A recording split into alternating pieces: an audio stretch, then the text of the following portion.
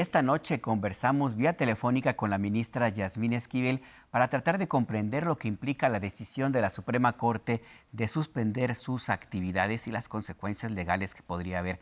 Ministra, buenas noches, bienvenida a Punto de Referencia. Efectivamente, nosotros nos manifestamos en contra de la suspensión de labores. Es nuestra responsabilidad como ministras, como ministros, una responsabilidad constitucional de ejercer el cargo y prestar el servicio público de impartición de justicia. Es un derecho fundamental que debemos atender y para eso nos comprometimos cuando protestamos respetar la Constitución y en ese sentido es que nos manifestamos efectivamente la ministra Loreto Ortiz Alf, la ministra Lenia Batres Guadarrama y su servidora en contra de la suspensión de estas actividades, ya que el artículo 109, fracción primera de la Constitución Política de los Estados Unidos Mexicanos, dispone que procede la imposición, mediante juicio político, de la destitución del cargo e inhabilitación para desempeñarse de cualquier función del servicio público de las ministras o ministros que incurran en actos o omisiones que redunden en perjuicio de los intereses públicos fundamentales del buen despacho. Entonces, puede existir, por supuesto, responsabilidad administrativa o penal en función de suspender nuestras actividades y consideramos nosotros, al firmar este posicionamiento, que nosotros tenemos que continuar desempeñando las funciones y labores que nos ha encomendado la Constitución. Entonces, en ese sentido, nosotros hemos pensado pues que la justicia no puede estar en paro, no puede la justicia estar suspendida. Una justicia en paro o suspendida es una justicia denegada y en ese sentido estuvimos en contra. Ahora, aparentemente no hay aquí en ninguna instancia a la cual acudir, dado que el Consejo de la Judicatura también pues ha respaldado todo este movimiento, esta protesta en forma de paro.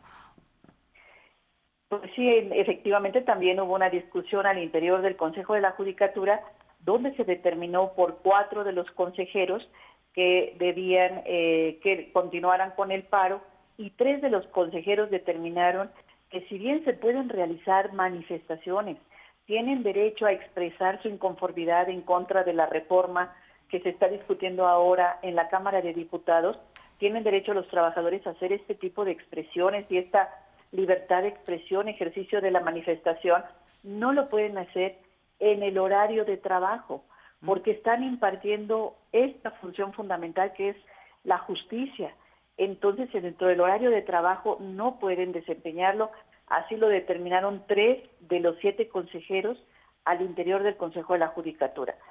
Esta reforma que se plantea al interior del Poder Legislativo en este momento, pues tiene directrices muy importantes que se están discutiendo, como es el proceso será de manera escalonada. Existe un comité de evaluación que va a revisar los perfiles donde se determinará aquellos que tengan trayectoria, carrera judicial, pues son los que tendrán también acceso a llegar a las boletas y que esta legitimidad social con el voto popular no es incompatible con la trayectoria de la carrera judicial. Es decir, se puede conjugar las dos, la carrera judicial, la experiencia, la trayectoria, con la legitimidad social que les puede dar y que les dará el voto popular a los próximos juzgadores.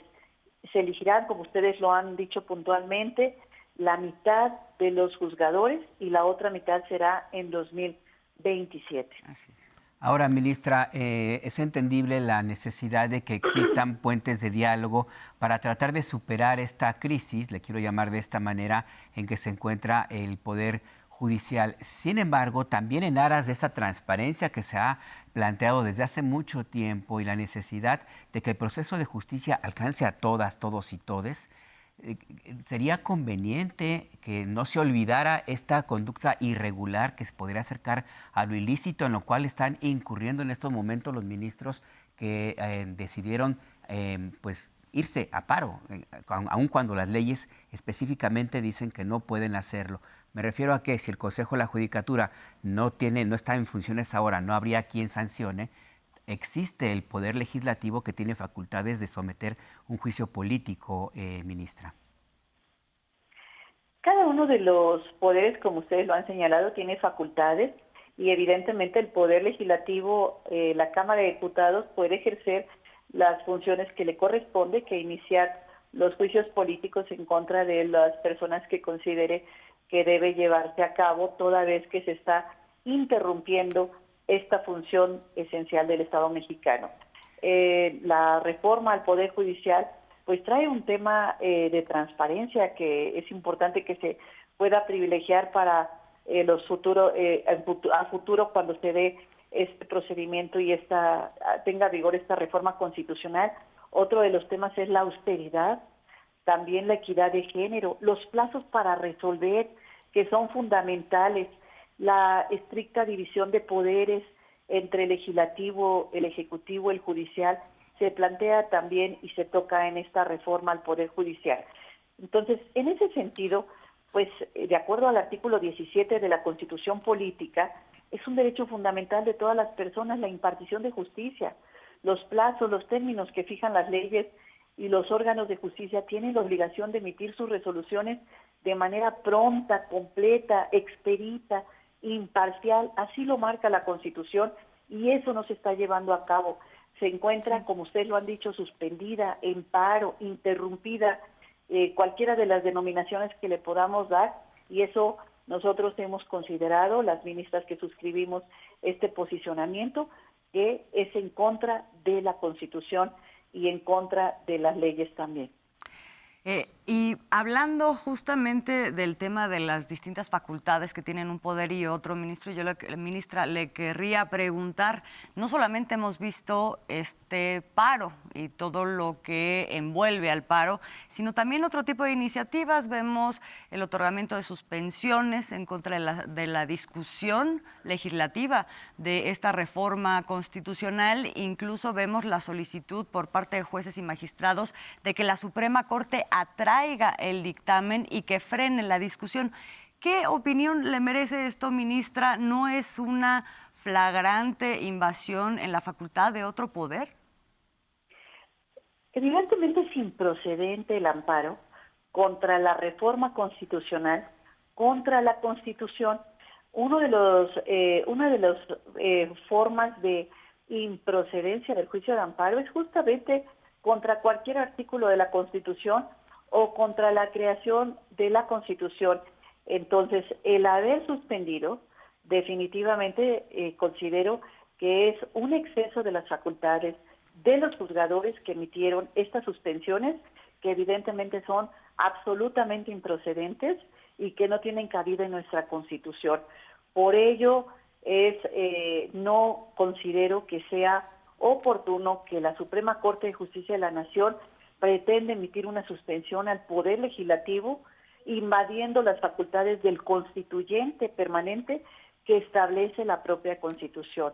En ese sentido, no hay manera de que la Corte pudiera revisar y analizar una posible suspensión al trámite que se le está dando en este momento a una iniciativa de reforma a la Constitución planteada el pasado 5 de febrero por el señor presidente Andrés Manuel López Obrador y que está dentro del uso de sus facultades en cuanto a las iniciativas legislativas presentadas por el Ejecutivo Federal y tramitadas ahora mismo por la Cámara de Diputados y posteriormente por la Cámara de Senadores, y el recorrido que debe hacer a las legislaturas locales para que se dé esta reforma al poder, esta reforma constitucional al Poder Judicial. El artículo 17 de la Constitución, ministra, como bien lo señala, establece el derecho de todos los mexicanos a la justicia. Y eso implica en todas las vías la justicia para quienes son beneficiados, pero también para quienes tienen que asumir sus responsabilidades. Se lo pregunto porque justo dentro de este mismo tema y que acá ha causado mucha molestia entre la población, ministra, son algunas decisiones que han adoptado ministros de la Suprema Corte. Usted mencionaba que tiene ya listo un proyecto de resolución para resolver un caso de una empresa que no quiere pagar los impuestos y que la ministra Norma Piña decidió guardar. ¿Qué significa esta conducta de la ministra presidenta? ¿Incurre en responsabilidad legal? Y si nos cuenta, ¿en qué sentido va la resolución que usted ya presentó hace tiempo? El pasado viernes 28 de agosto, efectivamente me turnaron un expediente en el cual se señala que me toca a mí resolver efectivamente un tema de impuestos de una empresa.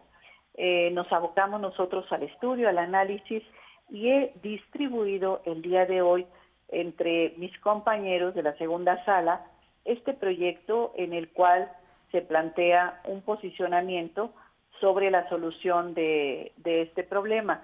Sin embargo, este proyecto apenas será listado y posteriormente de que se liste será discutido entre los 5 integrantes, ministras y ministros de la segunda sala, y determinaremos si este proyecto es correcto, el que estoy proponiendo, o bien será una resolución diferente y se returnará entre los ministros que hayan considerado mayoritariamente una posición distinta al que estoy planteando. Por un tema de precaución y además por la seguridad hacia las partes, no podría yo adelantar el sentido del proyecto. Sin embargo, este ya fue distribuido en los integrantes de la segunda sala para que se vaya a listar, y entonces en el momento en que le corresponda, de acuerdo a la lista y la fecha que le toque verse, pues será analizado minuciosa y cuidadosamente por los 5 integrantes, ministras y ministros de la sala. Yo presenté el proyecto de manera inmediata, toda vez que nos abocamos al análisis, y de acuerdo a la estadística, nosotros tenemos un número de asuntos muy bajos en mi ponencia, y por ello nos abocamos directamente a los asuntos inmediatamente que se nos van turnando. Así fue como efectivamente ya se encuentra distribuido este asunto que ha generado una gran inquietud en los medios de comunicación. Sí, bueno, y no es para menos. Ministra Yasmín Esquivel, le agradecemos muchísimo que nos haya tomado esta comunicación para aclarar todos estos puntos, y le deseamos muy bonita noche. Igualmente, muchas gracias, Azul, Alberto, por esta oportunidad de platicar con ustedes. Gracias. Gracias, ministra, y ojalá sigamos en contacto.